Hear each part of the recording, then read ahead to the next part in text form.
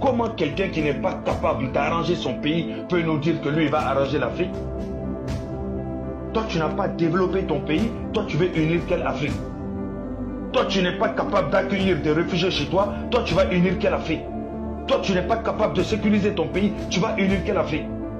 Tu ne protèges pas, tu ne donnes pas, tu n'as rien à leur donner. Tu parles de union. Union dans la bouche. Union dans la bouche. C'est vous qui retardez l'Afrique. C'est vous qui retardez les Africains. Nous, on veut au moins, avant de mourir là, on veut voir au moins un pays africain y arriver. Même si ce sont les petits pays là, hein, avec les petites populations là, on ait au moins un Qatar qu'on voit de notre vie. Et puis on meurt, on dit ça va être possible. Mais dès qu'il y a un pays qui veut s'organiser pour émerger seulement, tout le monde lui tombe dessus. Kononko panafricain, oui, Afrique unie, Afrique unie. Allez dire l'Afrique unie aux gens d'Afrique du Sud qui tuent les musulmans noirs pour les manger.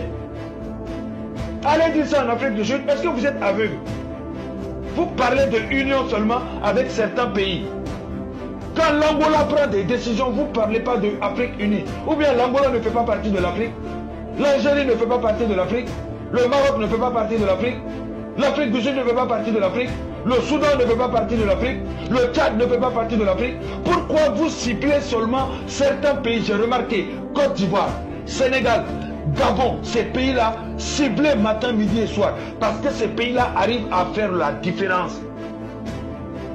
Le Gabon est ciblé parce qu'elle est extrêmement riche et que la population peut s'en sortir en moins de 3 ans si on met le paquet.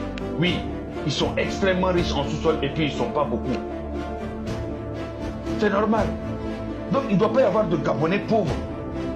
Au minimum Gabonais qui est dans la limite de vie normale. Il ne doit pas y avoir de Gabonais qui traînent dans les rues. On te parle de 3 millions de personnes. Non, 2 millions 300. 2 millions 300, c'est l'équivalent de la population de la ville de Dakar. Si Dakar même, il n'y a pas plus de population qu'au Gabon. De quoi vous me parlez? Et vous êtes tous assis, oui, on est des Africains, et puis vous voyez ça, et puis vous laissez. Donc eux, ils n'ont qu'à souffrir, les gens n'ont qu'à venir profiter. Eux, ils n'ont qu'à regarder les autres venir profiter, et puis eux, ils souffrent. Tu veux venir profiter chez moi là, je profite d'abord. Si je ne profite pas, personne ne profite. Et puis qu'est-ce qu'il y a? Soit c'est moi, soit c'est personne. Dans ma maison, c'est comme ça. Je dors bien, sinon personne ne dort. Et puis c'est quoi? Vous allez faire quoi? Vous n'êtes pas content, vous n'avez pas de dirigeants, vous n'avez pas de pays, vous n'avez pas de terre, vous n'avez pas de ressources, vous n'avez pas d'ancêtres, vous n'avez pas de politique. À un moment, il faut laisser les pays prendre leurs propres décisions et puis aller au bout. On veut voir un pays africain aller au bout de sa pensée. La Côte d'Ivoire doit aller au bout. Le Sénégal doit aller au bout. Le Gabon doit aller au bout de ce qu'il a commencé. Si les Gabonais ne vont pas au bout, ils ne seront plus jamais respectés. C'est l'une des populations les moindres en Afrique. 2 millions 300. Si vous ne réussissez pas, ça veut dire que c'est la malédiction qu'il y a au Gabon. C'est la malédiction. 2,3 millions de personnes. Et puis tu vois les gens, la pauvreté dans ce pays. Vous voulez aller regarder